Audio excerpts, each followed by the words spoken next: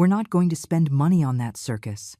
That was what my daughter, Susan, said when I reminded her that my 70th birthday was only 3 weeks away.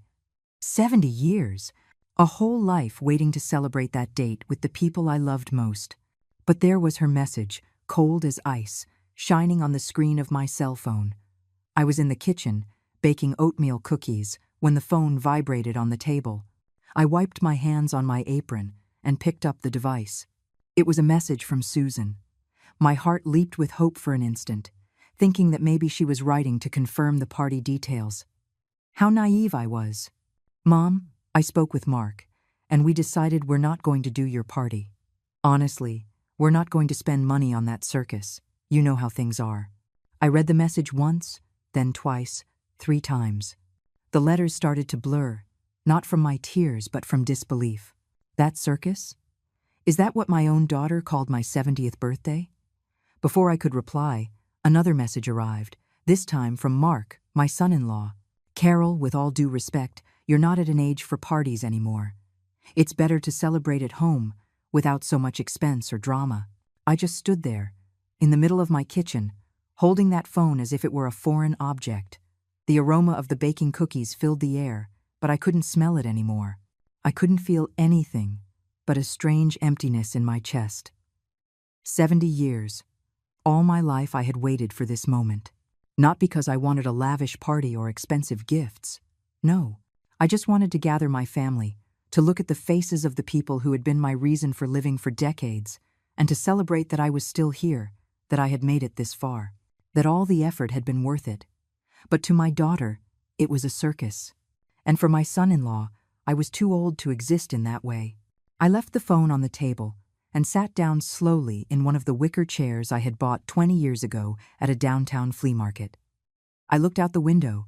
The afternoon sun was falling warmly on the geraniums on the balcony. Everything seemed so normal, so peaceful. But inside me, something was beginning to break. It wasn't a loud shatter. It wasn't a scream or an uncontrolled cry. It was something worse. It was the icy silence of someone who finally understands they've been living a lie. For 69 years, I had been Carol Anderson, mother, grandmother, friend, the woman who was always there when someone needed her, the one who gave without expecting anything in return, the one who sacrificed her own happiness to see others smile. And now, on the verge of my 70th birthday, I discovered that all that unconditional love had a price that, apparently, my daughter was no longer willing to pay. I replied with a short message, as simple as it was painful. "No problem." 2 words. Nothing more. I wasn't going to beg them. I wasn't going to explain how much it hurt. I wasn't going to grovel for a little of their time or their affection. Simply, "No problem." I turned off the oven. The cookies were a little burnt around the edges, but I didn't care anymore. I left them there, on the hot tray, while I sat in that silent kitchen, feeling the world I had built for 7 decades begin to crumble. Because that message wasn't just about a canceled party. It was about years of invisibility, about being seen only as an open wallet, as a solution to others' problems, as someone who existed to serve, but not to be celebrated. And as the sun continued to set over my geraniums, I began to remember everything I had done for them, every sacrifice, every check signed, every dream of mine that I had put in a drawer so they could fulfill theirs. My memory took me back 25 years, when Susan was 20 years old and dreamed of studying architecture. I worked as a secretary in a government office, a modest job that barely covered our basic expenses. Her father had died 2 years earlier, leaving us alone and with debts that seemed like impossible mountains to climb. But when Susan got into college, I took a second job. I cleaned offices at night, from 9 o'clock at night until 3 o'clock in the morning. I would come home with my hands cracked from the bleach, with my back aching, with my feet swollen. But every month, without fail, I paid my daughter's tuition, 5 full years. 60 months working double shifts so she could graduate without debt, without worries, without having to sacrifice her studies for money. When she finally graduated, I cried with happiness at the ceremony. I watched her walk across the stage in her black cap and gown, receive that diploma that had cost us so much, and I thought it had all been worth it. I thought my sacrifice had built something beautiful. Then came Mark. They met at an architecture firm where they both worked. He was charming at first, attentive to me, always with a polite smile. But I noticed something in his eyes that unsettled me, a kind of cold calculation behind every kind gesture. They got married 3 years after they met. I paid for half the wedding, $8,000 that I had saved for years, tucked away in a cookie tin in the back of my closet. Money I was going to use to fix the roof of my house, which leaked every time it rained. But Susan wanted a beautiful wedding, and I wanted to see her happy. 2 years later, when they decided to buy their first house, I gave them the down payment, $15,000. My entire severance package from work, everything they had given me when I took early retirement due to downsizing. I gave them that money without a second thought, because they were my family, because it was my duty to help them start their life together. Mark promised they would pay me back. As soon as we stabilize our finances, Carol, I promise. That was 18 years ago. I never saw a single dollar of it back. Then Chloe was born, my granddaughter, a beautiful baby with big eyes and a contagious laugh. I watched her every day while Susan and Mark worked. From the time she was 3 months old until she started kindergarten. 5 full years of being her second mother, changing diapers, preparing bottles, singing lullabies at 3 o'clock in the morning. They never paid me for it, not 1 cent.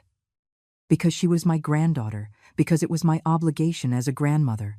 That's how they made me feel, as if my time was worthless, as if my days and nights were an infinite resource they could take without giving anything in return.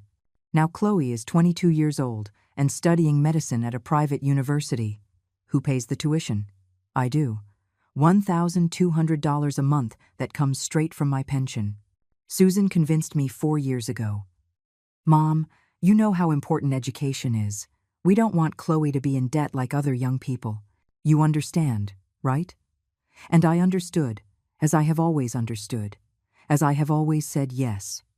I also pay for Susan's private health insurance, $350 a month, because the insurance from her job doesn't cover everything she needs. Mark earns double what she does, but somehow that expense always ends up falling on my shoulders. And then there's the credit card. The additional card I gave her 10 years ago just for emergencies. Susan uses it for everything. Clothes, restaurants, weekend trips, new furniture for her house. Every month the statement arrives, and I see figures that hurt my soul.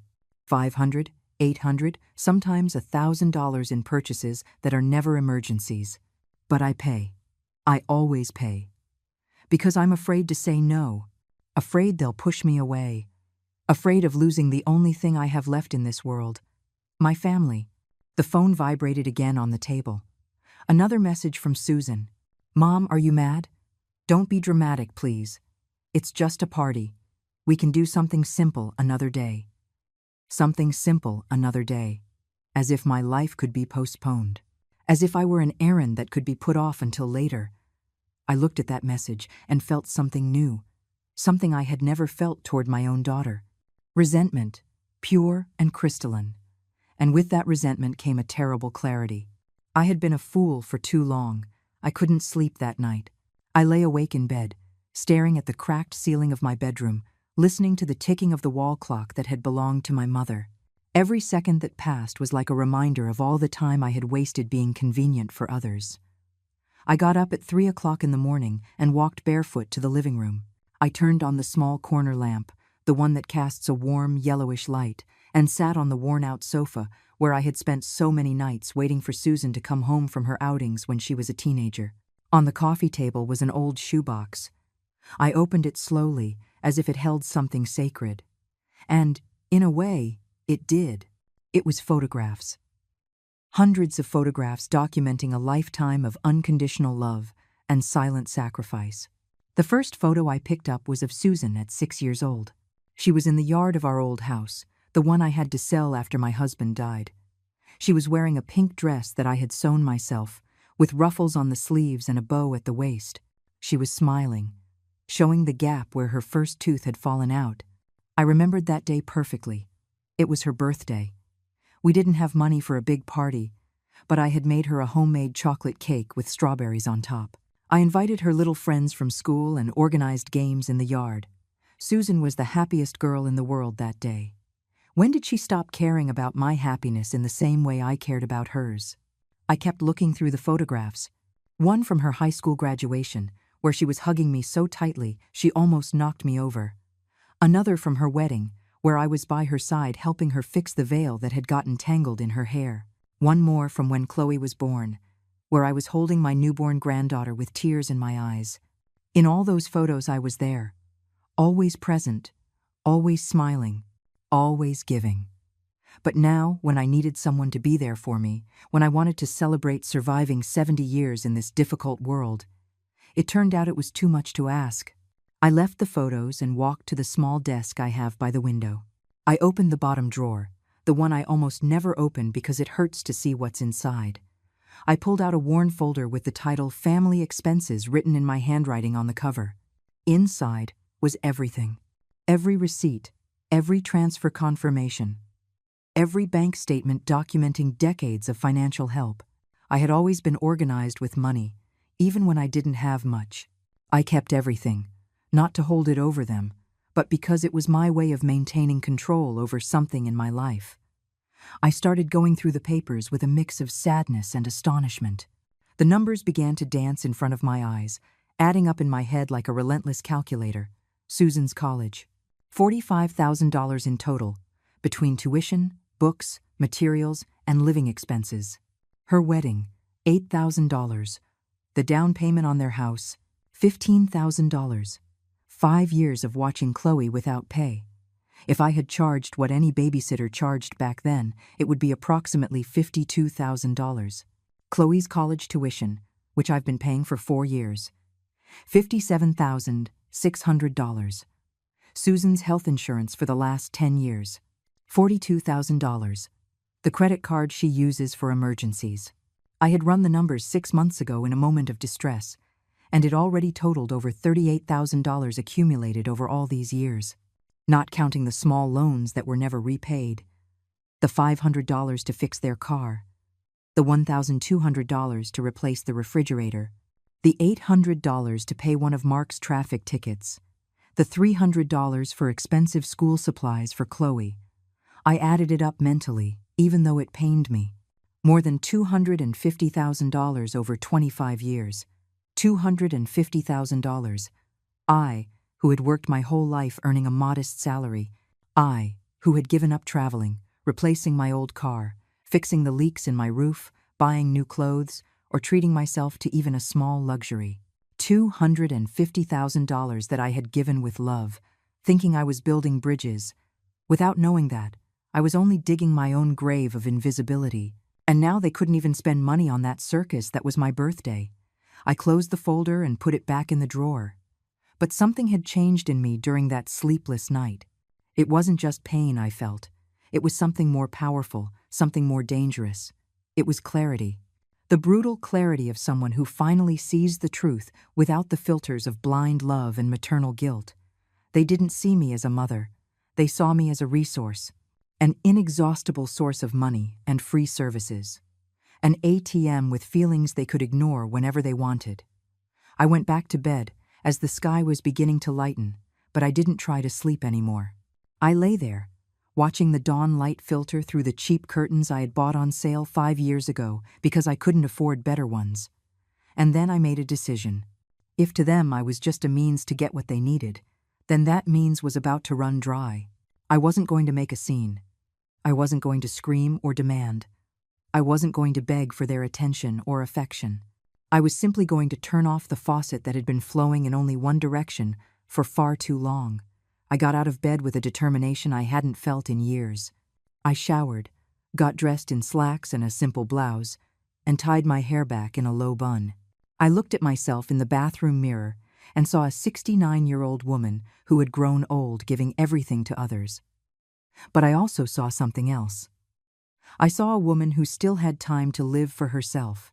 I grabbed my purse, put all the important documents I would need inside, and walked out of my apartment with my back straight and my jaw set. First stop, the bank. I walked into the branch at 9 o'clock in the morning, just as they were opening the doors. The account manager, A young woman named Patricia, who always treated me kindly, greeted me with a smile. "Good morning, Mrs. Anderson. How can I help you today?" I sat down across from her desk and pulled out my bank card. "I need to cancel an additional credit card that is in my daughter's name, Susan Rodriguez. I also need to cancel all the automatic transfers I have scheduled." Patricia blinked, surprised by the firmness in my voice. "Of course, Mrs. Anderson. Is there any problem with the accounts?" "There's no problem," I replied calmly. "I'm just making necessary adjustments. It took us 40 minutes to complete the entire process." Patricia showed me each automatic transfer on her computer screen, and I nodded my head each time she asked if I was sure I wanted to cancel it. $1,200 a month for Chloe's university. Canceled. $350 for Susan's health insurance. Canceled. The additional credit card with a current balance of $2,300. Blocked and canceled. When we finished, Patricia looked at me with a mixture of respect and curiosity. "Are you sure about all this, Mrs. Anderson? These are major changes." I looked her directly in the eye. I have never been more sure of anything in my life. I walked out of the bank feeling strangely light, as if I had taken off a heavy coat I had been wearing for decades. The sun was shining on the street, and for the first time in a long time, I felt I could breathe deeply without my chest hurting. I walked to a nearby coffee shop and sat by the window. I ordered a latte and a slice of carrot cake, something I normally wouldn't allow myself because it was an unnecessary expense. But at that moment, I realized that I deserved small pleasures too. While I sipped my coffee, I took out my phone. I had 3 messages from Susan. "Mom, is your tantrum over? Mark says you're overreacting. It's just a party, it's not a big deal. Are you going to ignore me now?" I didn't answer. I simply put the phone back in my purse and continued enjoying my coffee because I had discovered something powerful in those last 24 hours. My silence was worth more than 1,000 words. The next few days passed in a strange calm. I followed my normal routine, waking up early, making my coffee, watering the plants on the balcony, reading the newspaper. But there was something different in the air, a kind of silent anticipation, like when you know a storm is coming but the sky is still clear. Susan didn't write to me again for 3 whole days. I guess she expected me to make the first move, to apologize for my tantrum, to go back to being the submissive, accommodating mother I had always been. I didn't. On the 4th day, the first sign that things were changing arrived. It was Thursday afternoon when I received a call from Susan. Not a text, a real call. I looked at the screen vibrating in my hand and let it ring 4 times before answering. "Hello, Mom." Her voice sounded tense, controlled. "We need to talk." "I'm listening." "I just got an email from Chloe's university. They said this month's payment was declined. You forgot to make the transfer." I leaned back on the sofa and looked out the window. A bird had landed on the balcony railing. "I didn't forget, Susan. I canceled the automatic transfer." There was a silence on the other end of the line. A heavy, disbelieving silence. "You did? What?" "I canceled all the automatic transfers, and I also blocked the additional credit card you had." "Mom, have you lost your mind?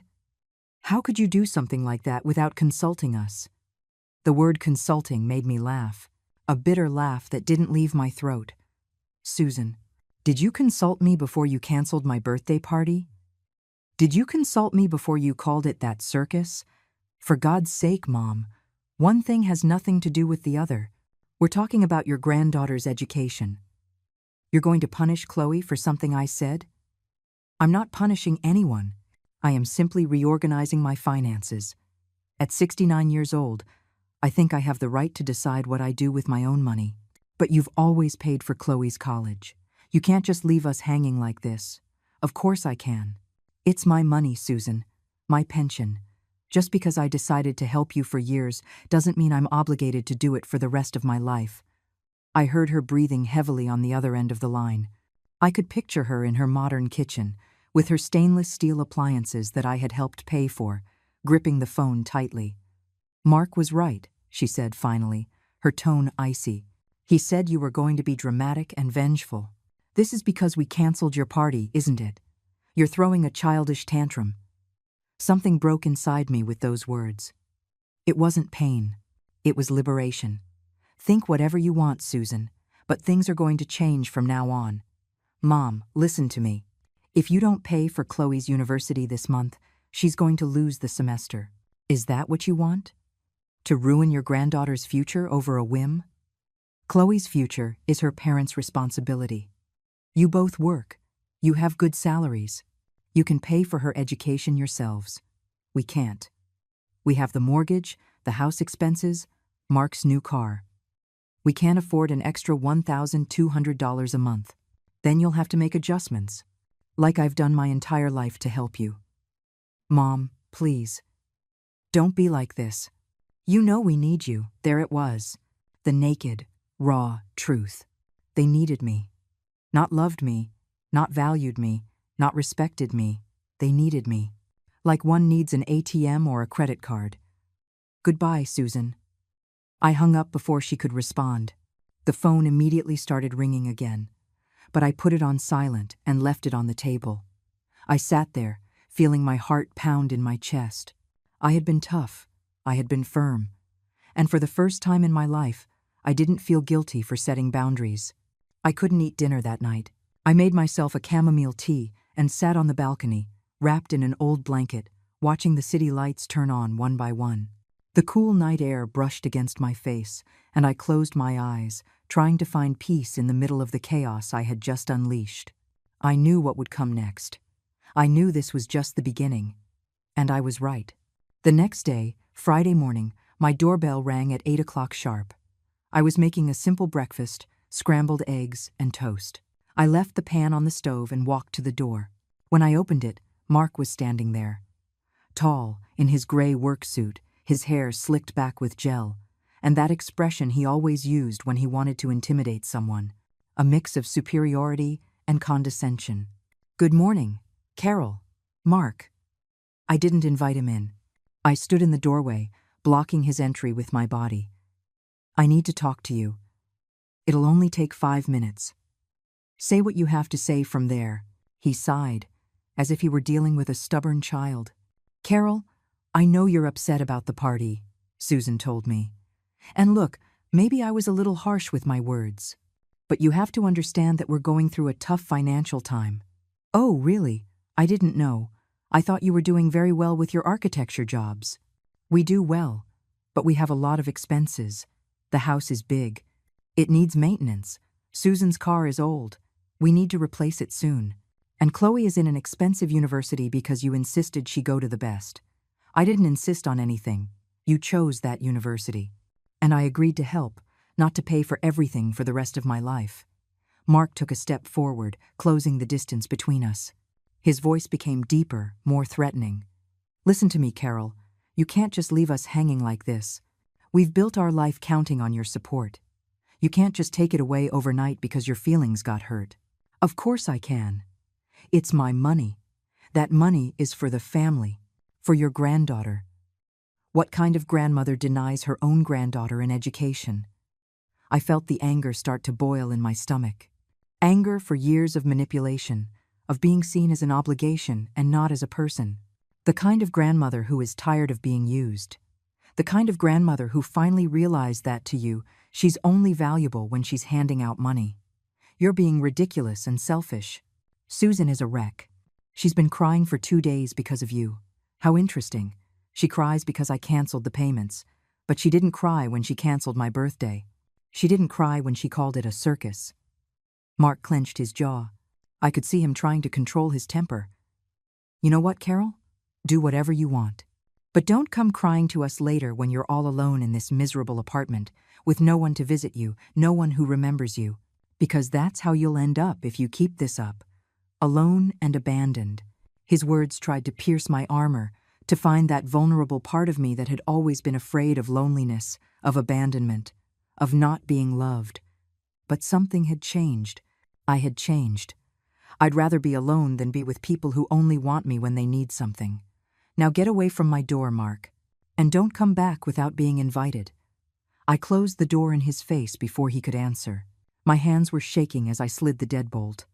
I heard his footsteps retreating down the hall, heavy and furious. I leaned against the closed door and took a deep breath.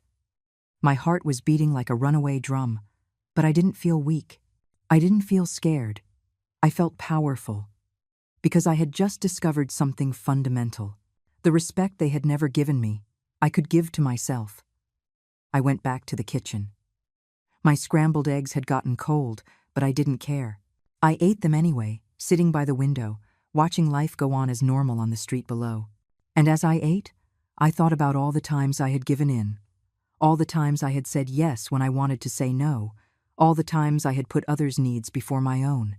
Those days were over. The circus was closed, and I was no longer going to be the clown.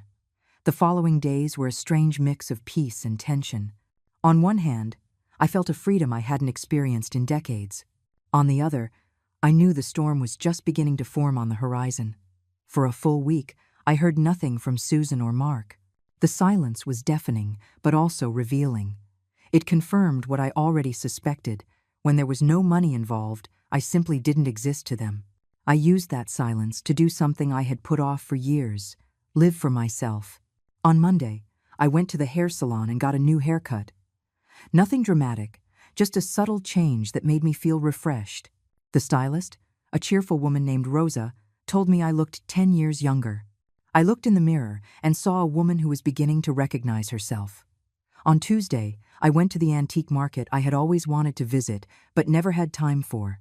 I walked among the stalls filled with objects with history, touching the old wood of the furniture, smelling the scent of used books. I bought a small, hand-painted ceramic vase, cream-colored with delicate flowers. It cost $25, and normally I would have thought it was an unnecessary expense. But that day, I bought it without guilt. On Wednesday, I called my friend Aurora, whom I had lost touch with in recent years because I was always too busy helping Susan with something. Aurora was 68, a widow like me, and lived alone in a small apartment on the other side of town. "Carol, what a surprise to hear from you. I thought you'd forgotten about me," she said in that warm tone she always had. "Forgive me, Aurora. I've been lost for a long time. Are you okay? You sound different." And then, without planning to, I told her everything. The canceled party, the hurtful message, the years of financial help, my decision to turn off the money faucet. It all came out of me like a flood that had been held back for too long. Aurora listened in silence, and when I finished, she sighed deeply. "Oh, Carol, you should have done this years ago. I told you, remember? About 5 years ago, when you told me you'd paid the down payment on their house. I told you, you have to set boundaries. I know, you were right, but I was afraid. Afraid of what? Of losing them? Of being alone? But my dear friend, did you really have them? Because from what you're telling me, they were never there for you. Only your money was." Her words were a necessary reality check. Aurora had that ability to speak uncomfortable truths with love. "Come over for coffee tomorrow," she said before hanging up. "We have a lot to talk about, and I have a lot to tell you, too. Life doesn't end at 70, Carol. It's just beginning." I hung up the phone feeling lighter. Having an ally, someone who understood me without judgment, was something I didn't know how much I needed until that moment. On Thursday afternoon, as I was getting ready to visit Aurora, the second attack came. This time it wasn't Mark at my door. It was something much more painful. The doorbell rang at 3 o'clock in the afternoon. When I opened it, Chloe was standing there. My granddaughter. My beautiful, 22-year-old granddaughter, with her big eyes that had always reminded me of her grandfather, my late husband. Her hair was pulled back in a ponytail, and she was wearing jeans and a sweatshirt from her university. She looked tired, with dark circles under her eyes. "Grandma," she said softly. My heart clenched in my chest. Of all the people who could come to attack me, she was the one who had the power to make me doubt my decision. "Chloe, my love, please, come in." We went into the living room and sat on the sofa. I offered her water, coffee, something to eat, but she shook her head. She was nervous, fidgeting with her hands in her lap. "Grandma, I came to talk to you about what happened. Did your parents send you?" She hesitated for a moment, and that hesitation gave me the answer. "Mom is really upset. She says you stopped paying for my college and that I'm going to fail this semester. Dad says you've become selfish overnight. I felt the anger start to boil up inside me again. Of course they had sent her. They knew Chloe was my weak spot, my Achilles heel. Chloe, look at me. I waited for her to look up. What do you think? I don't know what to think, Grandma. I'm confused. Mom says you canceled her party out of spite, and now you're punishing all of us. Is that what she told you? That it was just a party? Chloe nodded slowly. I took a deep breath before speaking. I had to be careful.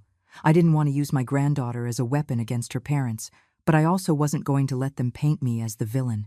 Chloe, do you know how many years I've been paying for your college? 4 years. And do you know how much I've paid in total? She shook her head, biting her lower lip. $57,600. $1,200 every month for 48 months. Her eyes widened in surprise. I could see she had never done the math, never really thought about the magnitude of that sacrifice. Grandma, I didn't know it was that much. Not only that, my love, your entire childhood, I took care of you without ever getting paid a cent. 5 full years of being your full-time nanny while your parents worked. Do you know how much a nanny costs? Chloe started to shake her head, tears welling up in her eyes. I also paid for your mother's college. I paid for half of her wedding. I gave the down payment on the house you live in. I've been paying for your mom's health insurance for 10 years. And I've paid thousands of dollars on the credit card she uses for emergencies that are never emergencies. Grandma, I had no idea. No one has any idea, Chloe, because when you give in silence, people get used to receiving without being grateful. It becomes an expectation, not a gift. Tears began to roll down her cheeks. But, Grandma, I need to finish my degree. I only have 2 years left. If I lose this semester, I'll fall behind. I know, my love, and I don't want you to lose your education. But why does it have to be my responsibility? Your parents work. They both earn good salaries. They can pay for your university. They say they can't, that they don't have enough. Chloe, your father has a new car that cost $45,000. A luxury car he bought 6 months ago. Your mother just took a trip to Cancun with her friends that cost $3,000. But it turns out they don't have $1,200 a month for their daughter's education. I saw the realization dawning in her eyes. It was painful to watch her awaken to the truth about her own parents. But it was necessary. I didn't know about the car. Dad said he needed it for work. Chloe, listen to me. I love you with all my heart. You are one of the most important people in my life. But I can't keep being the family bank while they spend on luxuries, and I live on the bare minimum. So, what am I going to do? Her voice broke. I can't pay for college on my own. I work part-time at the university coffee shop, but it's barely enough for my personal expenses. There are student loans. There are scholarships. There are options. But the responsibility of finding those options should be yours and your parents', not mine. She covered her face with her hands and began to cry. I put my arm around her, feeling her body tremble against mine. It hurt to see her like this. It hurt my soul.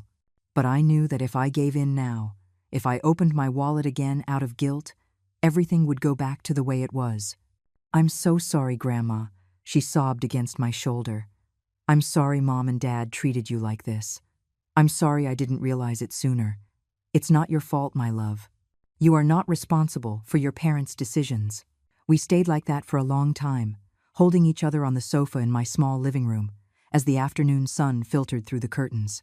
When she finally pulled away, Chloe wiped her tears with the back of her hand. Grandma? Yes, my love. Is it true they canceled your birthday party? I nodded. Mom said it was because they didn't have time, but Dad said something about it being an unnecessary expense. Your mom called it, "That's circus." And your dad said I wasn't at an age for parties anymore. Chloe closed her eyes tightly, as if the words physically pained her. That's horrible. I can't believe they said that. Well, they did. She was silent for a moment, then looked at me with determination. Grandma, I didn't just come here because they sent me.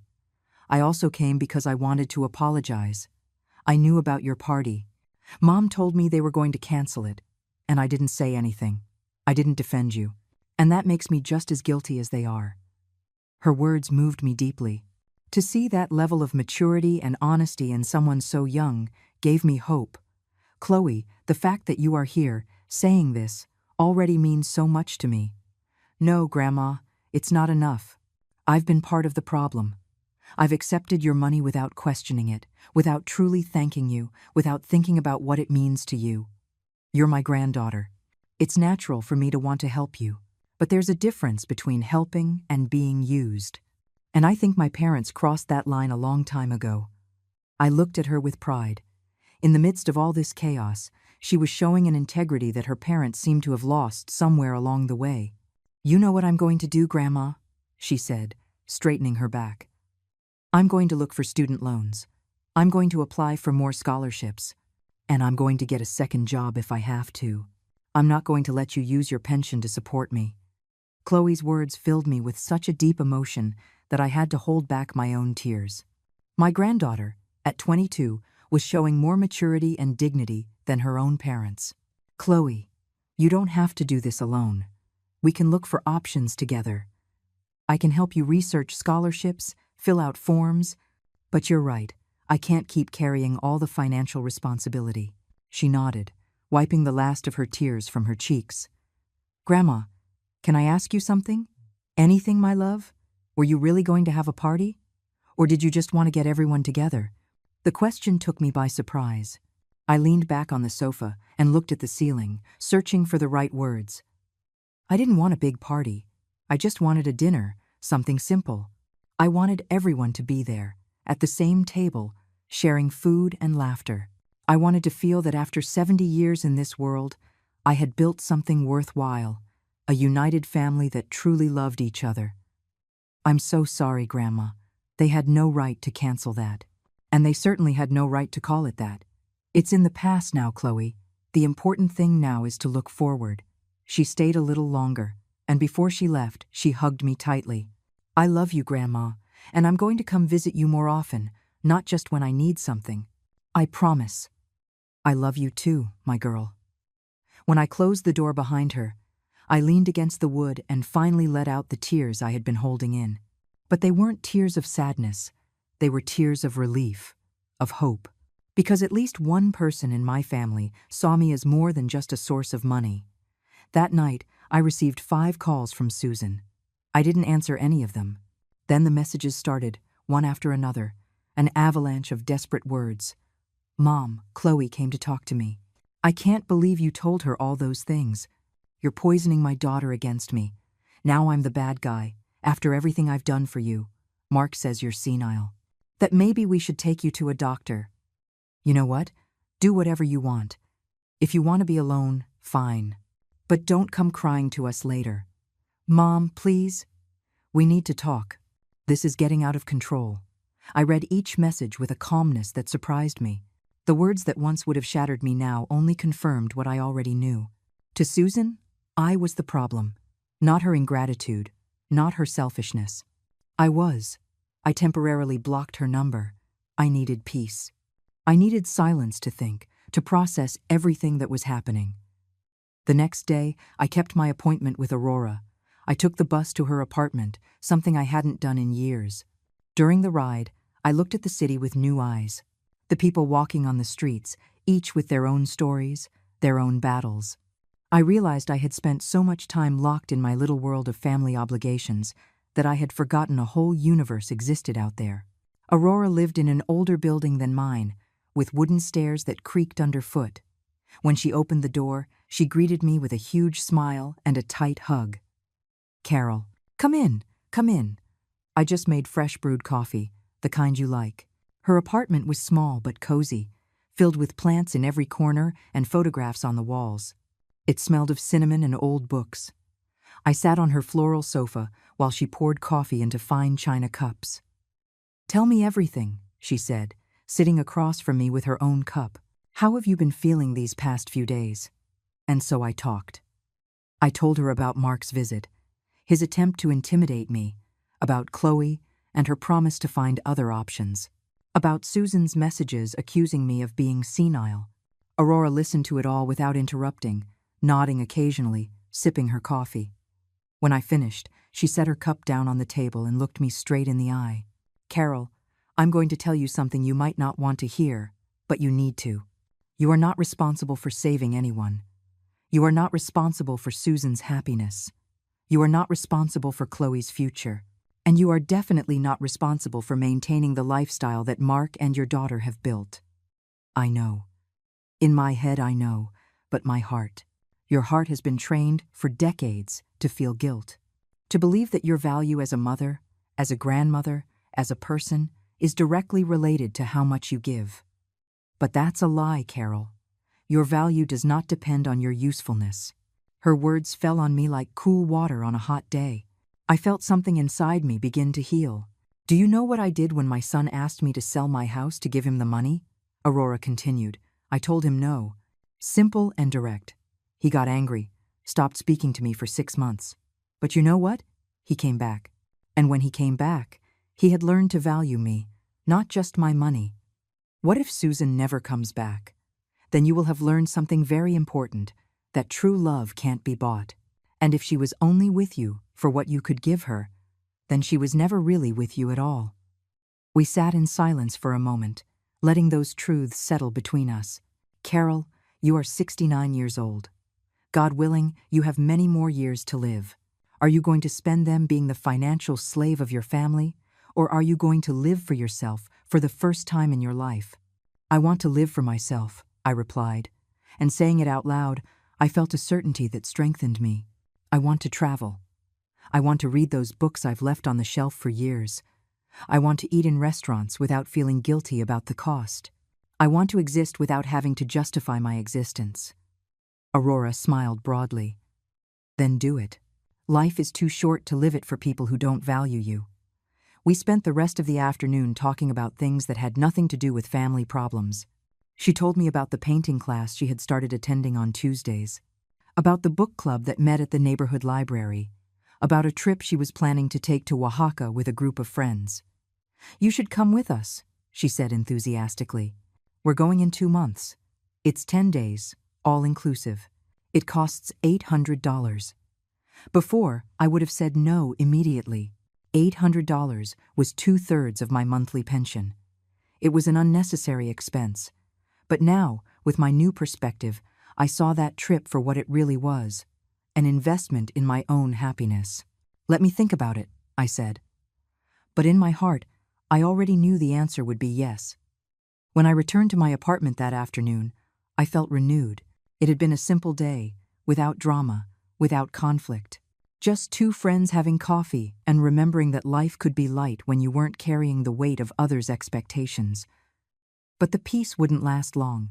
The next day, Saturday morning, I was watering my balcony plants when I heard loud voices in the hallway. Voices I recognized immediately. Susan and Mark. They were approaching my door, arguing with each other. I could hear fragments of their conversation through the door. Let me talk, Mark. She's my mother. Your mother has become impossible. Someone needs to put her in her place. Just let me try to reason with her first. They rang the doorbell insistently. Once, twice, 3 times in a row. Then they started banging on the door. Mom, I know you're in there. Open the door. I stood still in my living room, looking at the door as if it were a barrier between 2 different worlds. On the other side was my old life, full of obligations and sacrifices. On this side was my new life, the one I was just beginning to build. Carol, open this door right now. Mark's voice sounded authoritarian, as if he had the right to demand anything from me. I didn't open it. I stayed there, in my own space, protecting my newfound peace. The banging continued for another 5 minutes. Then I heard Susan talking to someone on the phone, probably trying to call me. My phone, still on silent, vibrated on the table. She's not opening. Maybe she's not home, I heard Susan say. Oh, she's in there, ignoring us on purpose, Mark replied resentfully. This is ridiculous. I'm going to have to get an emergency key from the building manager. Leave her. If she wants to play at being important, let her. She'll see when she really needs us. Their footsteps faded down the hall, and I could finally breathe normally. My hands were shaking slightly, not from fear, but from the adrenaline of having held my ground. I poured myself a glass of water and sat by the window. The sun was shining outside, indifferent to the human dramas unfolding in small apartments and wounded hearts. I picked up my phone and unblocked Susan's number, not because I wanted to talk to her, but because I wanted to see what she had to say. There were 12 new messages. The last one read, "Fine, Mom. If this is how you want things to be, so be it. But remember that you chose this. You chose money over your family." I read that message several times, feeling how each word tried to twist inside me like a venomous snake. They wanted to make me feel guilty. They wanted me to believe this was all my fault, but it wasn't going to work anymore. I wrote a reply, short and clear. "I didn't choose money over family, Susan. I chose my dignity over being used. There's a big difference." I sent the message and put my phone back on silent, because I had learned something fundamental in these last few days. Silence could be more powerful than 1,000 words. And sometimes, the best response was to simply keep living, keep moving forward, without letting the poison of others contaminate my peace. The next 2 weeks passed in a tense calm. Susan and Mark didn't show up at my door again, but the messages continued to arrive sporadically. Some were attempts at emotional manipulation, others were veiled threats, and some were simply reminders of bills that I supposedly had to pay. I ignored every one of them. Instead, I focused on something I hadn't done in decades, discovering myself. I started waking up earlier, not out of obligation, but because I genuinely wanted to see the sunrise from my balcony. I would make myself a coffee without rushing, without thinking about the 1,000 tasks I had to do for others. Just me, my coffee, and the silence of the morning. I signed up for the painting class Aurora had recommended. It was Tuesdays and Thursdays in the afternoon, in a small community studio 3 blocks from my house. The instructor was an older man named Antonio, with completely white hair and hands permanently stained with paint. "Art isn't about being perfect," he told us on the first day. "It's about expressing what you carry inside."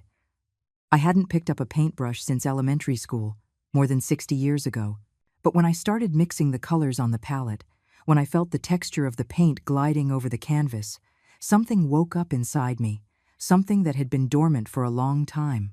I painted a sunset. The colors were imperfect, the lines shaky, but it was mine, completely mine. And when I finished it, I felt a pride I hadn't experienced in years. I also started walking. Every morning, after coffee, I'd put on my comfortable shoes and walk in the park that was 10 minutes from my apartment. I'd watch the young mothers with their babies, the old men playing chess under the trees, the dogs running freely on the grass. Life went on, beautiful and simple, without needing my sacrifice to exist. One afternoon, while walking through the market buying fresh vegetables, I ran into a neighbor from my building. Her name was Teresa. She was about 75, and she always greeted me cordially in the elevator. "Carol, how nice to see you," she said with a smile. "You look different. Did you do something to your hair?" "I just got it cut a little." "No, it's not just that. You look lighter, like a weight has been lifted from your shoulders." Her words surprised me with their accuracy. "Maybe I did get rid of a weight," I replied with a smile. "Good for you. At our age, we don't have time to carry things that don't belong to us." That simple conversation stayed with me for the rest of the day. Teresa was right. At almost 70 years old, every day was a gift, and I had been wasting that gift by carrying other people's responsibilities. But it wasn't all peace and self-discovery. There were also moments of deep pain, of doubts that would assail me in the night when everything was quiet. There was one night in particular, 2 weeks after this whole conflict began, when I woke up at 3 o'clock in the morning with a heaviness in my chest. I got up and went to the kitchen to make a tea to calm my nerves. While I waited for the water to boil, I picked up my phone. There was a message from Chloe that had arrived about an hour ago. "Grandma, are you awake? I need to talk to you." I replied immediately. "I'm awake, my love. Is everything okay?" Her reply came in seconds. "Can I call you?" "Of course." The phone rang almost instantly. I answered and heard her voice on the other end, tense and worried. "Grandma, sorry for texting you so late. I just had a terrible fight with my parents." "What happened, Chloe?" I told them I got a student loan to cover the rest of the semester. I also applied for 3 different scholarships, and I'm waiting for a response. And I told them I got a second job. I'm going to work weekends at a bookstore. That's wonderful, my love. I'm so proud of you. But they got so mad. Mom said I was playing your game, that I was being manipulated by you. And Dad said it was ridiculous for me to work so much when I have a grandmother with money who could help me. I felt that familiar anger start to boil in my stomach. Chloe, listen to me. You are not being manipulated. You are being responsible. You are taking control of your own life, and that is admirable. I know, Grandma, but it's hard. Mom cried and told me I'm destroying the family, that because of me, you two aren't speaking anymore. That's not true, and you know it. This has nothing to do with you. This is between your mother and me. But I feel trapped in the middle. I love all of you, and seeing the family divided like this hurts me. Her voice broke at the end, and I felt my heart split in two. This was exactly what I had feared, that Chloe would be caught in a conflict that wasn't hers. My love, you don't have to choose sides. You can love your mother, and also understand that what she did was wrong. Both things can coexist. Do you think this will ever be fixed? I don't know, Chloe. Honestly, I don't know. But what I do know is that I can't go back to being the person I was. I can't go back to letting them treat me like a walking wallet. And if your mother can't accept that, then maybe the relationship we had was never real. There was a long silence on the other end of the line. Grandma, can I ask you something? Anything. Do you ever regret it? Everything you did for us? All the money you spent? The question caught me off guard. I stood there, in my dark kitchen, the steam from the tea rising in spirals in front of my face, thinking about the answer. I don't regret taking care of you when you were a baby. I don't regret the nights I stayed up singing to you. I don't regret the times I took you to the park or read you stories before bed. Those are beautiful memories that I hold in my heart. I paused before continuing. But I do regret not setting boundaries. I regret allowing my help to become an expectation. I regret not valuing myself enough to say no when it was necessary. I understand, Chloe whispered, but I will never, ever regret you. You are one of the best things that ever happened to me. I heard her sniffling softly. I love you, Grandma, and I promise I'm going to keep visiting you, no matter what my parents say. I love you too, my girl. Now try to get some sleep. Everything will look better in the light of day. When I hung up, I stood there holding the phone against my chest. The tea had gone cold in the cup, but I didn't need it anymore. Talking with Chloe had given me the peace I was looking for. The days continued to pass. It was time to make a decision about the trip to Oaxaca with Aurora and her friends. I sat at my desk with my account book and reviewed my finances carefully. Without the monthly payments to Susan, my $1,200 a month pension was now completely mine. My basic expenses, rent, utilities, food, transportation, added up to around $700 a month. That left me with $500 free each month. $500 that used to evaporate into Susan's emergencies. $500 that I could now use for myself. In 2 months, I could save more than enough for the $800 trip and have a little extra for personal spending. I called Aurora that same afternoon. Count me in for Oaxaca, I said without preamble. She screamed with excitement on the other end of the line. Carol, this is going to be wonderful. We're going to see the beaches, the artisan markets. We're going to eat the best food. It's going to be an adventure.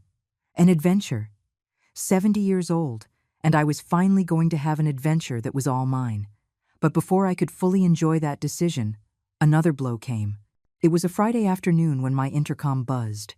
This time, I didn't recognize the voice. Mrs. Anderson? This is Daniel Ruiz, an attorney for the Rodriguez family. I need to speak with you about a legal matter. My heart stopped for a second. A lawyer? Had Susan gone that far? What is this about? I asked, my voice trembling. I would prefer to discuss it in person, ma'am. It will only take a few minutes. Against my better judgment, I buzzed him in. When I opened the door, a man in his 40s, dressed in a dark suit and carrying a leather briefcase, was standing in front of me. Mrs. Anderson, I'm sorry to bother you. I'm here representing your daughter, Susan Rodriguez, And her husband, Mark Rodriguez. What do they want now? He pulled some papers from his briefcase.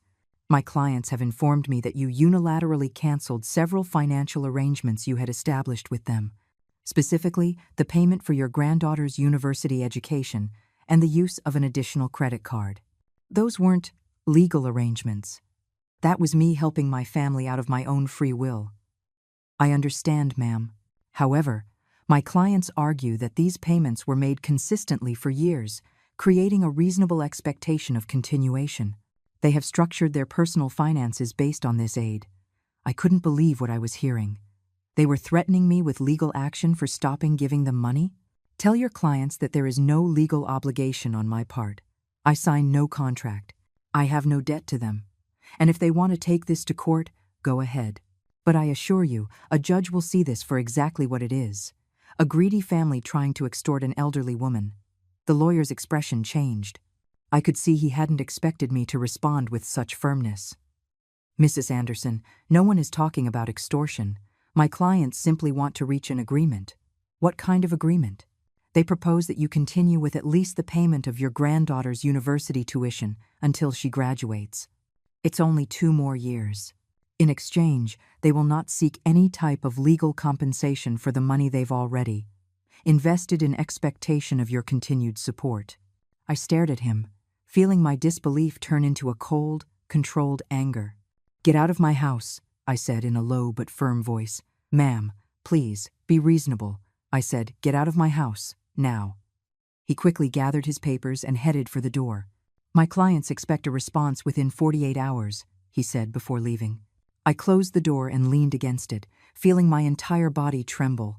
Not from fear, but from a rage so deep it almost suffocated me. After the lawyer left my apartment, I was paralyzed for several minutes. My legs were shaking so much I had to sit down before they collapsed under me. My own daughter had sent a lawyer. Not a sincere phone call, not an apology, not a genuine attempt at reconciliation. A lawyer, with veiled threats and emotional blackmail disguised as agreements. I picked up the phone with trembling hands and called Aurora. I needed to hear a friendly voice before the rage completely consumed me. Carol, what's wrong? You sound upset. I told her everything.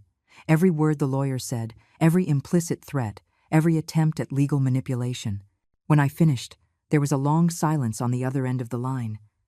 That girl has crossed the line, Aurora finally said, with a hardness in her voice I had never heard. Carol, listen to me. You need to protect yourself. You need to talk to a real lawyer, not the puppet they sent. I don't have money for lawyers, Aurora. There are free legal services for seniors.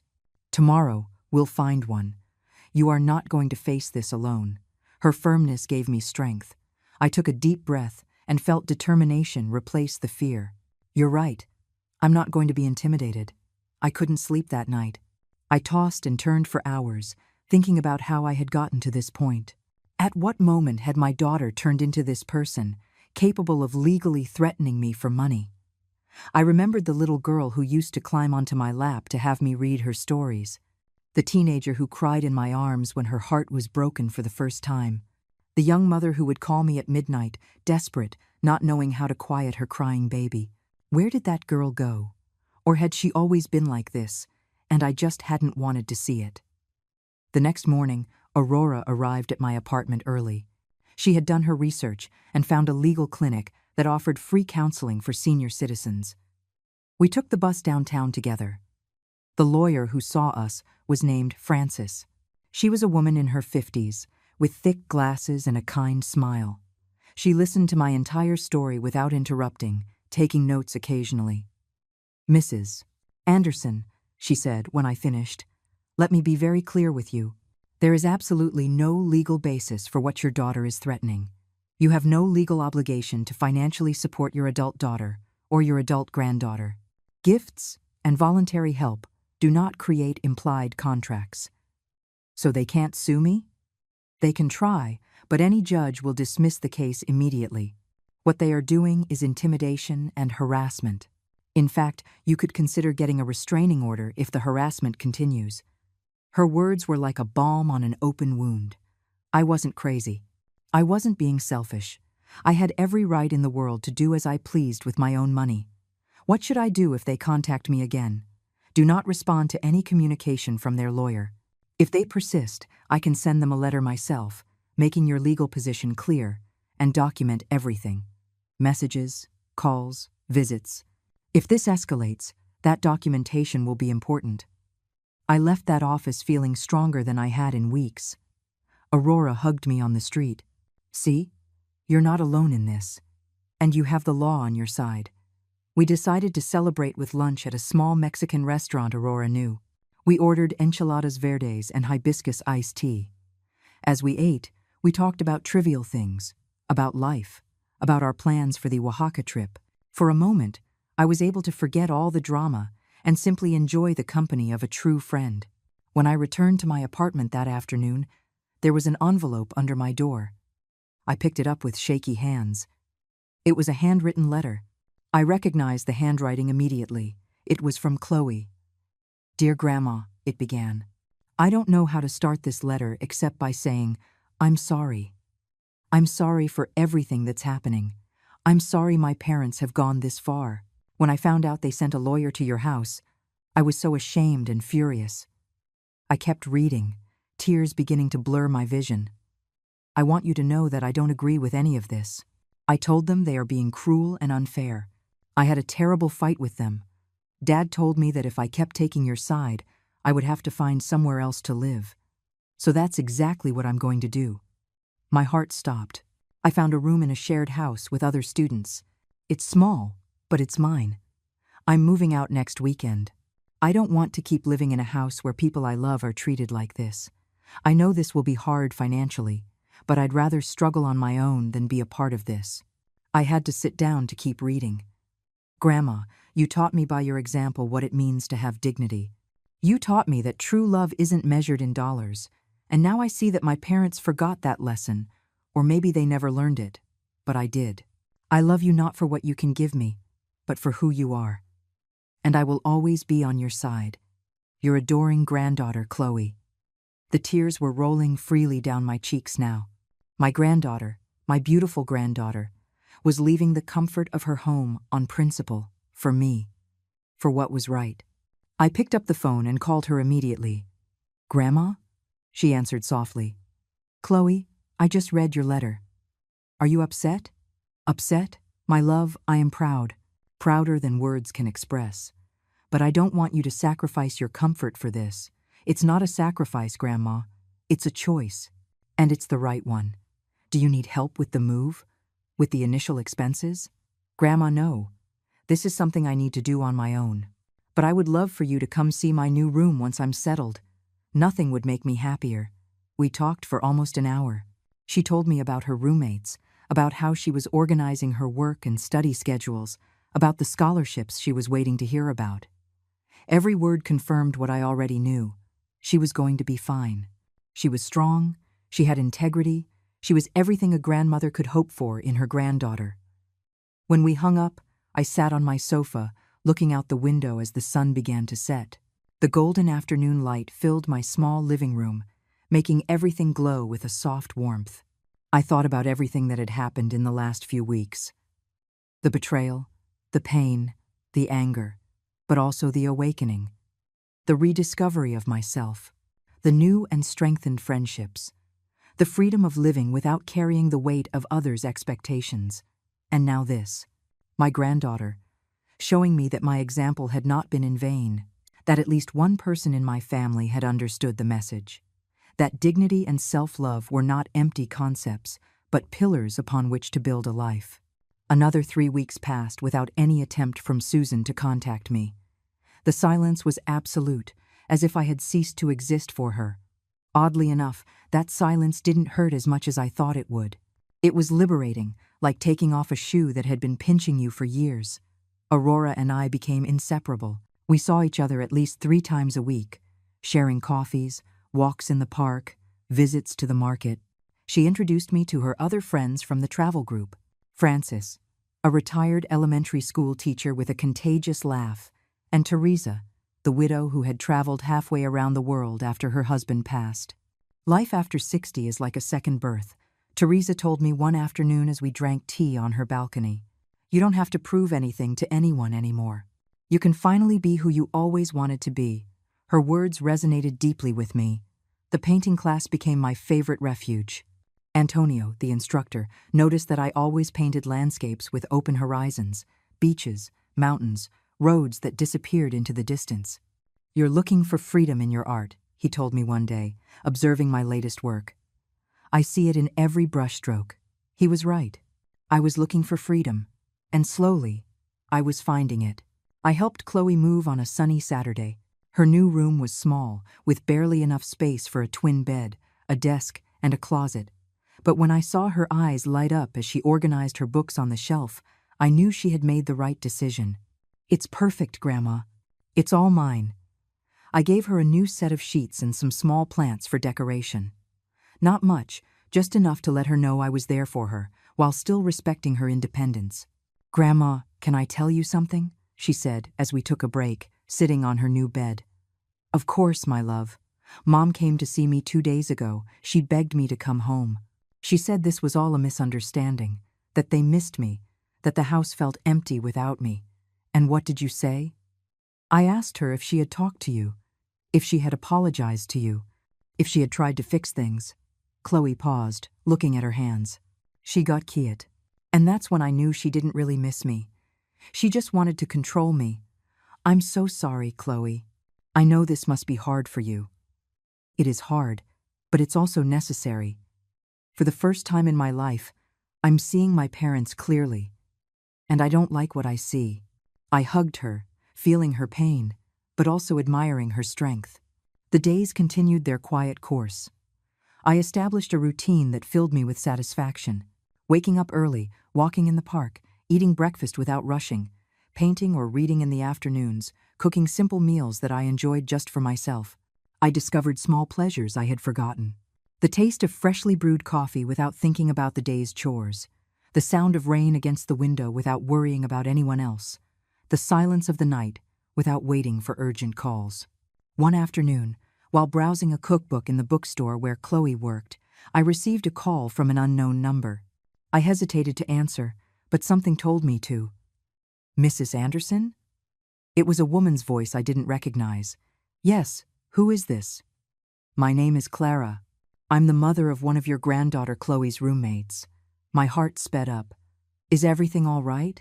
Did something happen to Chloe? No, she's perfectly fine. Actually, I'm calling you for another reason. Chloe told me about your family situation, and I wanted to tell you something. Yes? I went through something similar about 10 years ago. My children treated me like a walking bank. Whatever I gave was never enough. Until one day, like you, I decided that enough was enough. And what happened? It was awful at first. I felt guilty, alone, like the worst mother in the world. But over time, something changed.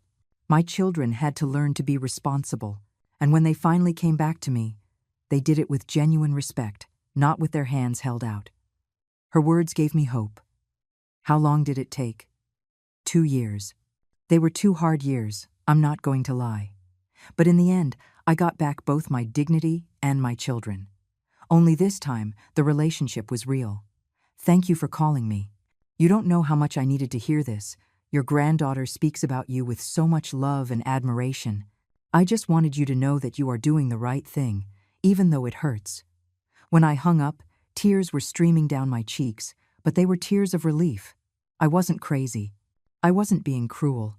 I was being strong. The trip to Oaxaca was approaching. I already had the $800 saved, my suitcase packed, and an excitement I hadn't felt in decades. It would be my first time traveling, without having to worry about anyone else, without having to answer urgent calls, without feeling guilty for spending on myself. 3 days before the trip, the communication I had been both expecting and dreading finally arrived. Susan appeared at my door on a Tuesday afternoon, alone, without Mark. When I opened the door and saw her standing there, I noticed she looked different, thinner, with dark circles under her eyes, her hair without its usual luster. "Mom," she said simply. We just looked at each other for a long moment. I said nothing, waiting for her to take the initiative. Finally, she spoke again. "Can we talk?" I stepped back, allowing her to enter. She sat on the sofa, in the same spot she used to sit as a child. I sat in the chair across from her, maintaining some distance. "I don't know how to start," she said, looking at her hands. "Start wherever you need to." Chloe left the house. "You knew." "I know." I helped her move. Something flashed across her face. Pain, jealousy, resentment. Of course. Of course you knew. Now she's your ally, and I'm the villain. No one said you were a villain, Susan. But you were unfair. Unfair? Mom, you cut off all financial support overnight. How did you expect us to react? I took a deep breath, searching for calm before answering. "Susan, do you remember what you called my 70th birthday?" She looked down. "A circus. You called it a circus. And Mark said I wasn't at an age for parties. You didn't ask me what I wanted. You didn't care that it was important to me. You just decided I wasn't worth spending on. It was just an expression, Mom. I didn't mean it maliciously." "Oh, didn't you? Then tell me, Susan, when was the last time you asked me how I was? When was the last time you invited me to a meal without asking for something? When was the last time you gave me anything without expecting something in return?" The silence that followed was deafening. She had no answer because the truth was obvious. "Never. I have paid for your life for 25 years, I continued, feeling the words finally flow freely. Your education, your wedding, your house, your health insurance, Chloe's university, your constant emergencies. Over $250,000, Susan. And never, not once, did I receive a genuine thank you. Mom, let me finish. You used me. You saw me as a resource, not a person. And when I finally said enough, when I set a boundary, you sent a lawyer with threats. Your own mother, Susan. At what point did you lose your heart?" Tears began to roll down her cheeks. "I didn't want it to come to this." "Then why did we get here?" Susan was silent for a long time, the tears falling onto her clasped hands. When she finally spoke, her voice was barely a whisper. "Because you were right. About everything." I looked up, surprised. I didn't expect to hear those words. "Mark and we got used to your help. It became so normal that we stopped seeing it as a gift and started seeing it as something you owed us, like it was your obligation to keep us comfortable.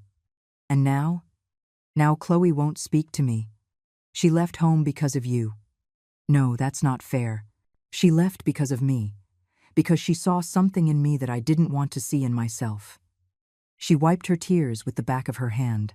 "Mark and I had to sit down and look at our real finances. We had to face the fact that we were living beyond our means because we knew you would always be there to fill in the gaps. Susan, did you come here to ask me for money again?" "No." She looked up at me. "I came to ask for your forgiveness.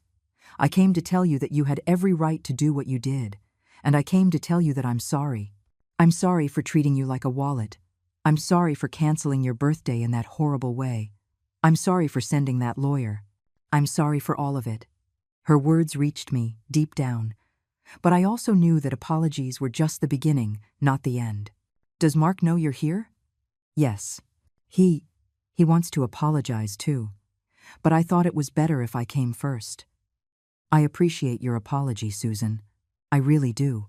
But I need you to understand something. Things are not going back to the way they were. I know. I am no longer going to be the family bank. I am no longer going to be available every time there's a financial emergency. I am going to live my life with what I have, and you are going to have to live yours." "I understand, Mom. And that's okay. It's more than okay. It's what's fair. And about your birthday," she continued, her voice trembling, "if you still want to celebrate it, Mark and I want to organize something. Something small. Something meaningful. Not to make up for what we did, because that's impossible, but because we genuinely want to celebrate you." I looked at her for a long moment. Part of me wanted to reject her offer, to stand firm in my position, but another part, the part that still remembered the little girl she used to be, wanted to believe that change was possible. "I'll think about it," I said finally. "But first, I need to see actions, not just words. That's fair." We sat in silence, a silence that was no longer as uncomfortable as before. Finally, she got up to leave. Mom, one more thing. Yes? Chloe told me you're going on a trip to Oaxaca. I am. I'm glad.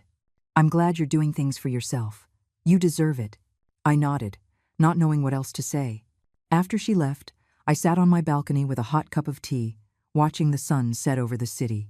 I didn't know if Susan had truly changed, or if this was just another, more sophisticated, attempt at manipulation. Time would tell. But what I did know was that I had changed. I had found my voice, my worth, my dignity, and no one could take that away from me. The trip to Oaxaca was everything I had dreamed of and more.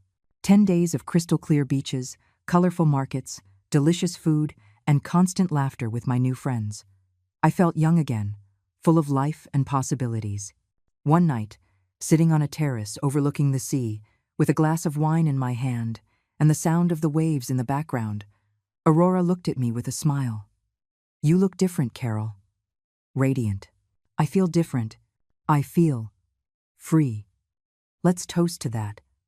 To the freedom of living without carrying the expectations of others. We clinked our glasses under the stars. And in that moment, I knew I had made the right decisions. I had closed the circus, as I had told Susan in that message, and I was no longer the clown. When I got home, Chloe was waiting for me in my apartment with a homemade chocolate cake. Happy belated birthday, Grandma, she said with a huge smile. My love, my birthday was 2 months ago. I know, but we never celebrated you properly, so I figured it's never too late to celebrate the strongest woman I know. That night, just the two of us, we ate cake and drank coffee while I told her all about my trip. She showed me her excellent grades from the semester and told me about the partial scholarship she had secured. Grandma, can I tell you something? Always. Thank you for teaching me that self-love isn't selfishness. Thank you for showing me that it's okay to set boundaries. Thank you for being my example. I hugged her tightly, feeling my heart fill with a pure and genuine love. 2 weeks later, Susan invited me to dinner at her house. This time it was different. There were no hidden expectations, no veiled requests. Just a simple dinner, an honest conversation, and small steps toward rebuilding something that had been broken. I don't know if our relationship will ever be what it once was. Maybe it shouldn't be. Maybe we need to build something new, something more honest and balanced. What I do know is that at 70 years old, I finally learned the most important lesson of my life. You cannot love others if you do not love yourself first. You cannot give from an empty place, and you do not have to pay to be loved. Today, when I look in the mirror, I see a woman who has survived, who has fought, and who has learned to live for herself without guilt. The circus closed, the lights went out, and I, finally, learned to take off the clown costume I had worn for far too long. Now, I am just Carol Anderson, a 70-year-old woman who is learning, day by day, that it is never too late to live with dignity, to demand respect, and to be happy on her own terms. And that, I discovered, is worth more than all the applause from any circus. My daughter-in-law laughed when I walked into the wedding alone, but a stranger walked in. They froze. I am Vivian Lancaster. It's been a long time since that name meant anything, just a fading headline in some old paper now. These days, I live quietly on the outskirts of Charleston, surrounded by lavender and sunlit mornings. My son Jonathan is gentle, so gentle it often feels like weakness. Rebecca, my daughter-in-law, is sharp, ambitious, and firmly believes the past belongs behind us. Only Grace, my granddaughter, is the one light still tethering me to this world. I chose silence for years, until the day I received Grace's wedding invitation. A small card, but enough to remind me, some things, no matter how far back they go, don't stay buried forever. If you've ever suffered in silence, if you've ever given everything to someone only to be quietly forgotten, then maybe, just maybe, you'll understand me. Stay with me. Listen to this story, and perhaps in my quiet voice, you'll hear echoes of your own. Some invitations aren't written in ink. They're written in memory. And when Grace sent me that wedding card, I knew I had to go quietly. just like the way I had lived, and the way I had been quietly forgotten all my life. I sat in my little kitchen, the card resting on a wooden table worn smooth by time. Morning sunlight filtered through the window, falling gently on Grace's delicate handwriting. She still wrote carefully, just like I taught her when she was a little girl. Outside, the lavender garden was in full bloom. I brewed myself a pot of English breakfast tea the same way I've done for decades. The white porcelain teapot had a fine crack near the spout, but I couldn't bear to throw it away. It's one of the few things left from the days when this house still echoed with laughter. I picked up the New York Times. My eyes skimmed over market updates and rising companies. Sterling Ventures Group, that name no longer made headlines like it once did. I folded the paper and set it aside. The glory days, now just a quiet ember. I once led Sterling Ventures Group. Back then, people on Wall Street spoke the name with discreet respect. I built it from the ground up, brick by brick. But when Jonathan grew older, when I saw the cracks forming in our family, I stepped away. Not because I failed, but because I understood sometimes a mother has to choose between an empire and the children she once cradled in her arms. The phone rang. Its tone was plain familiar. I answered. "Hi, Mom," Jonathan's voice, always a little too soft, as if he were afraid of taking up space, even in his own home. "Just wanted to remind you about Grace's wedding. Everything's almost ready." I let him speak while my eyes wandered to the garden. The lavender was blooming boldly, its scent sweet and steady in the light. Tiny flowers, blooming in clusters, patient the way I've always been. "And please don't dress up too much," Jonathan finished awkwardly. Then another voice chimed in, clearer, colder. "Just wear something simple," Mother Lancaster said. Rebecca. She always spoke properly, even when being cruel. "It's Grace's day. We don't want anyone drawing attention away from her." I paused before replying, my voice calm. "Of course. I remember." I knew exactly what she meant. Rebecca, with her tailored suits, her meetings, her new cars, and cocktail parties I was never invited to. She saw me as a shadow trailing behind her perfect family, a relic better left unspoken. The call ended without a goodbye. I set the phone down and took a deep breath. The scent of tea mingled with lavender drifting in from the porch. Moments later, a soft vibration. A message from Rebecca. "Please remember, this is Grace's day. Don't draw attention to yourself." No exclamation mark, no warmth, just an order, cold and clinical. I didn't respond. I stared at the glowing screen for a long while, then let it fade.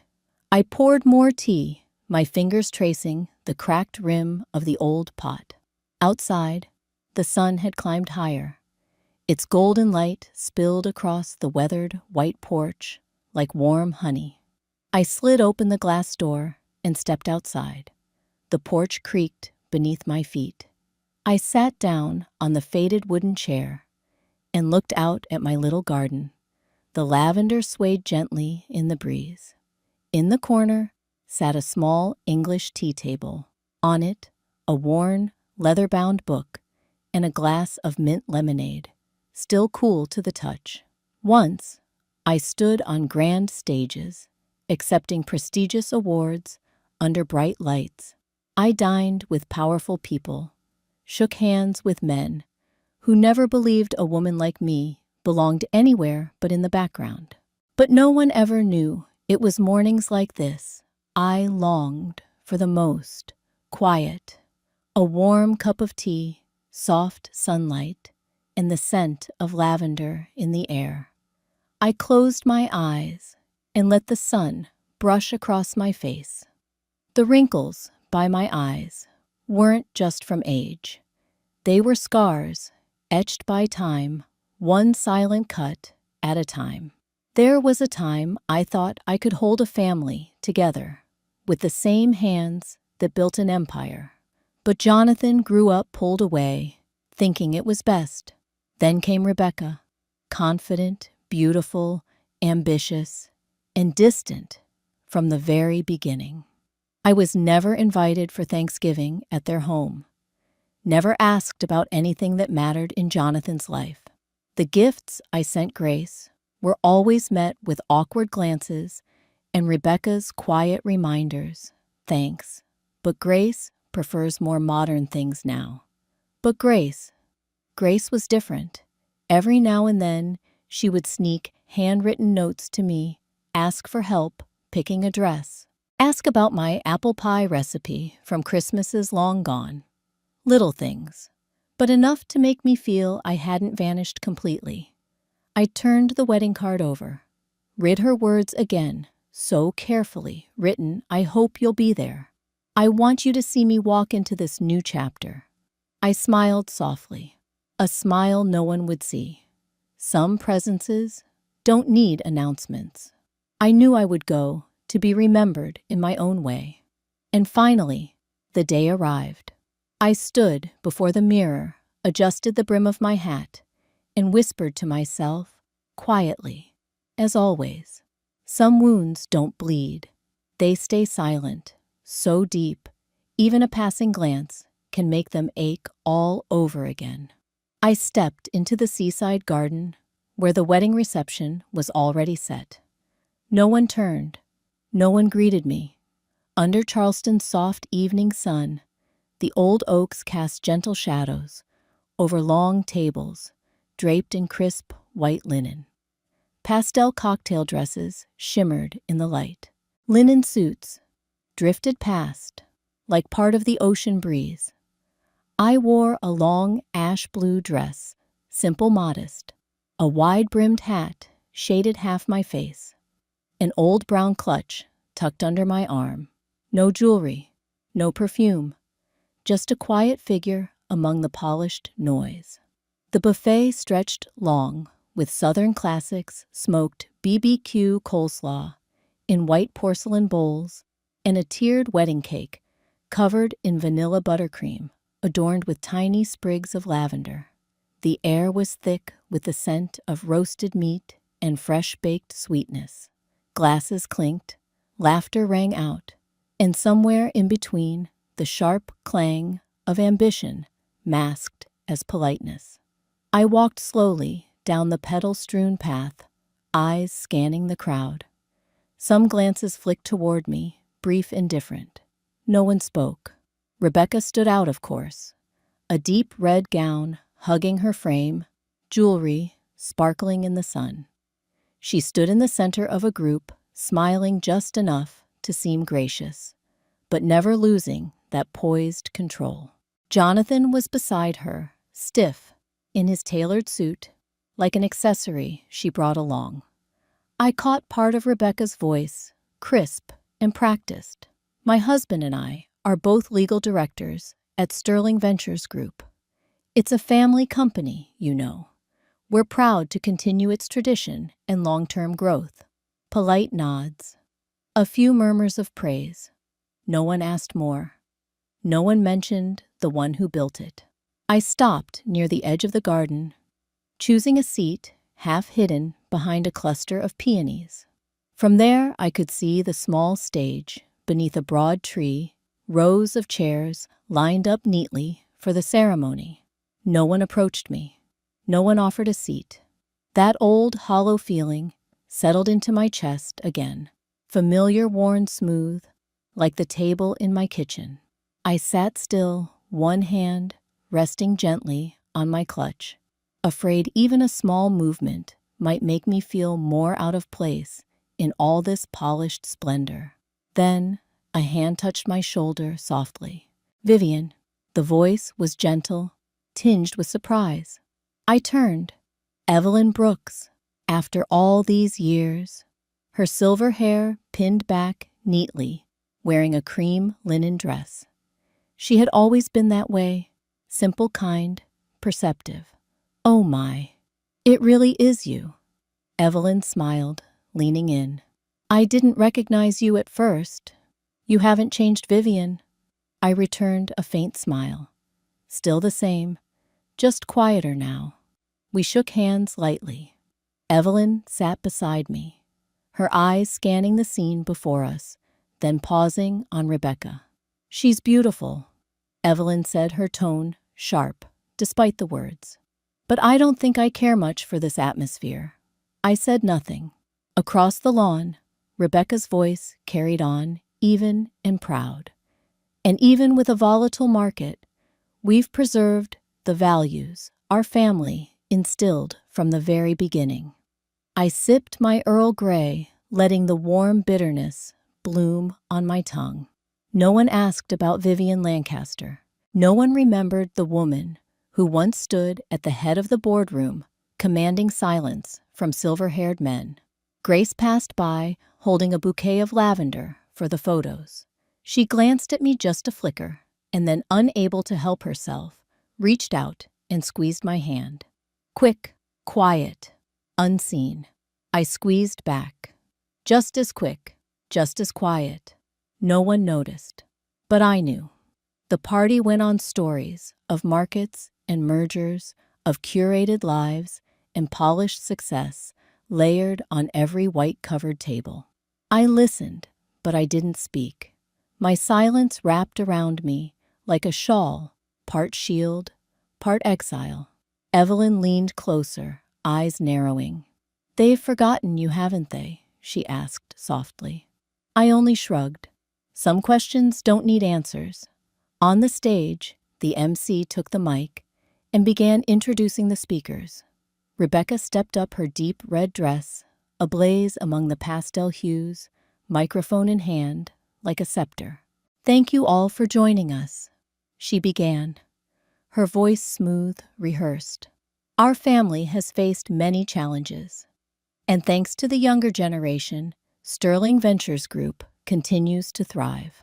Polite applause. I sat motionless, sipping the last of my tea, eyes drifting to the sky behind the old oak trees. A bitter taste lingered not just on my tongue, but somewhere deeper. They may have erased me from their story, but history hasn't. And through the shimmer and show, a familiar silhouette appeared at the gate. Sometimes the past doesn't return with noise. It only needs a familiar silhouette. And suddenly, the world forgets how to breathe. No one spoke. Conversations dropped mid-sentence, like someone had turned down the volume. The jazz band in the corner kept playing, but their notes now sounded distant, misplaced. Thomas Sterling. I recognized him instantly, though it had been years. Snow-white hair, a perfectly tailored navy suit. That old ebony cane tapping steadily against the stone walkway. He walked slowly, unhurried, like the world moved only when he allowed it to. I wasn't surprised. I had been waiting for him. Near the stage, Rebecca's fingers tightened around her wine glass. She turned to Jonathan, whispering something sharp and fast. Jonathan only nodded, eyes fixed on the man who had just arrived. Thomas didn't pause to greet anyone. No handshakes, no pleasantries. He walked straight toward me. Eyes followed him, curious, confused, unsettled. They didn't know who he was, but they knew this wasn't part of the afternoon script. He stopped at my table and gave a slight bow. Madam Lancaster, he said, his voice low, warm, and clear enough for everyone nearby to hear. It's good to see you again. It was just a greeting, but it echoed like a declaration. I gave a slight nod. And you as well, Mr. Sterling. We didn't need more. We had once shared far more important moments. Private meetings, late-night dinners, where companies were bought and sold. Days when a nod from the two of us could shift the lives of hundreds. Thomas reached into his inner jacket pocket and pulled out an ivory envelope sealed with red wax. He placed it before me. His cane tapped once gently against the leg of my chair. "What belongs to you," he said softly, "has always belonged to you." I reached for it, feeling the coarse texture of the envelope beneath my fingertips. I didn't open it. I didn't need to. Some things don't need to be read to be understood. Rebecca hadn't moved, but her expression had. The chill in her eyes cracked into something less certain. Her grip on the wine glass faltered. She glanced at Jonathan, then at Thomas, trying to read him. Grace stood near the stage, holding her lavender bouquet.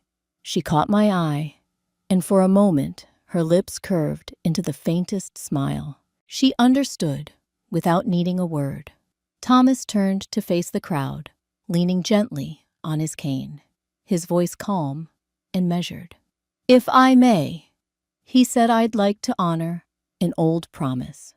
No one dared interrupt, but tension rippled like a taut string. Murmurs rose, sideways glances, raised brows. The atmosphere held its breath. Beside me, Evelyn gripped the handle of her soft leather bag. She leaned in. "Vivian, what's going on?" I didn't answer. I simply sat still, hands in my lap. The envelope resting quietly between us, like a relic at an altar I was never meant to have a seat at. Rebecca blinked rapidly, then marched toward Jonathan, hissing under her breath. He looked weary, torn, that same look I'd seen 100 times, stuck between two women he never truly understood. Thomas looked at her, no smirk, no scorn, just a long, direct gaze that saw more than it said. The jazz band shifted into a slow ballad. A lone saxophone cried somewhere in the distance. The wind off the sea stirred the white drapes tied to the wedding arch, making them flutter like fragile wings. I traced the envelope with my fingers. I already knew what was inside old promises, forgotten commitments, now returned whole. Thomas Sterling was not a man who broke his word. They may have erased me from their version of the story, but history hadn't. Sometimes the past doesn't come demanding justice. It simply returns to reclaim dignity. Truth doesn't need a spotlight. It waits quietly until the moment it can speak for itself. Thomas Sterling stood at the front of the garden, his eyes sweeping across the silent crowd. A breeze from the ocean stirred the salty air, bringing with it the murmur of distant waves. The jazz band quietly disappeared backstage, their final notes fading into the tension that now gripped the gathering.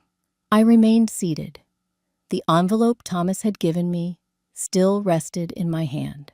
The red wax seal, emblazoned with the old Sterling Ventures logo, seemed to warm beneath my fingers. Beside me, Evelyn sat stiffly, clutching the handle of her handbag, her eyes locked on Thomas, with a look that held both dread and hope. He raised the microphone to his lips. His voice came steady, low, and clear. "If you'll allow me, I'd like to speak for a moment about history, the history of Sterling Ventures Group, the place where we now stand." A pause. You could feel the stillness deepen. Even the clinking of glasses from a far corner sounded out of place now. String lights overhead cast a soft glow through the branches, bathing the lawn in something almost dreamlike. More than 40 years ago, Thomas said, before the market even noticed us, before Sterling Ventures had a name, there was one person who laid the very first brick. He let the silence stretch. "It wasn't me," he continued. "It wasn't any of the powerful gentlemen here today. It was a woman many of us have forgotten, or worse, never truly knew." A stir rippled through the crowd. Glances exchanged, awkward smiles, tense posture. Rebecca stood beside Jonathan, her face pale, her champagne glass tilted slightly on the verge of spilling. Thomas took a breath and spoke the truth aloud. Vivian Lancaster, founder of Sterling Ventures Group, the woman who built its foundation, who shaped it, who steered it through the most uncertain years with quiet resilience. No applause, no reaction, only silence, heavy, undeniable silence. I didn't move, but the weight of their eyes began to shift toward me. At first curiosity, then surprise, and finally something like respect, hesitant but real. Thomas went on. His tone was calm but resolute. She never asked for recognition, never demanded a title. Even when people assumed she had stepped away, she remained watching, guiding, keeping us on course. Beside me, Evelyn exhaled, as if she had finally let go of something she'd carried for too long. She turned, gave me a small smile, quiet, complete. Thomas looked out across the garden once more, eyes touching each face. His voice lowered, but it carried deeper. Today, I believe it's time those unseen efforts are finally named. It's time history gave her what it should have long ago. He lowered the mic, then slowly extended his hand toward me. Palm open, steady, solemn. Madam Lancaster, if you would. I didn't rise immediately. I let his words settle into the space around me, let them breathe. From the far side of the lawn, the MC stepped forward, voice warm and respectful. At the request of the bride, Grace, we would now like to invite Mrs. Vivian Lancaster, the woman Grace calls her greatest inspiration, to share a few words with the couple. No clapping, no shifting in seats, just stunned silence. Not from disinterest, but from the quiet shame of suddenly realizing what had been overlooked. I stood. My ash blue dress swayed with emotion, the brown leather clutch still in hand. I walked toward the stage, one step at a time. Rebecca froze. Her champagne trembled the liquid inside, catching the light with every tremor of her hand. Jonathan stared blank-eyed. Grace whispered something to the person beside her, but I didn't catch it. I reached Thomas. He gave me a second, respectful bow, then stepped back, giving me the space. I didn't touch the microphone right away. I stood in silence, letting the weight of their gaze settle. No smile, no nod, just me, still steady and true. Then I raised the microphone and spoke softly but clearly. They thought I stepped back because I failed, but the truth is, I never left. And I stepped onto the stage, bringing with me the silence of all the years they forgot I was still there. Some victories need no fireworks. Silence can be the highest form of glory. I stood still beneath the soft stage lights without even lifting the microphone. The silence wrapped around us like a velvet curtain sinking deep into every breath. Only the distant sound of the ocean remained its eternal rhythm, playing quietly behind what I was about to say. I thought back to the day I received Grace's wedding invitation. A fragile card, heavy with unspoken weight. That day, I made a promise to myself I would go, to be remembered in my own way. And now, this was that moment. I let my voice rise warm and steady, not loud, just enough for every ear to catch it. Happiness isn't something we're given. It's something we build, with days of kindness and quiet choices to do what's right. Not a sound followed, no laughter, no whispers, only listening, deep and reverent. I paused, letting the words drift through the space between us, filling the unseen gaps between people who now finally understood. I smiled gently, slowly, and turned to find a familiar face in the crowd. I wish for Grace, the little girl who once held my hand, to build her own happiness. Strong, quiet, and enduring. There was nothing more to add. Applause followed, not loud, not showy, but steady, sincere, a quiet agreement that no words could match. I bowed my head, quietly, as I had arrived. No need to bind anyone. No need to prove anything. I turned and walked down the shallow wooden steps, my ash blue dress brushing lightly against the polished floor. Grace waited at the bottom. She ran to me, throwing her arms around me, a small frame clinging tightly, as if afraid I'd vanish again. I smoothed her dark brown hair, saying nothing. The hug, the touch, it said everything. Tears glistened in Grace's eyes, but her smile shone through radiant beneath the warm, golden lights. Evelyn Brooks came forward too. She didn't hug me, didn't speak in long phrases. She simply placed a hand on my arm and squeezed gently. "I always believed in you," she whispered, eyes shining behind delicate glasses. Nothing more was needed.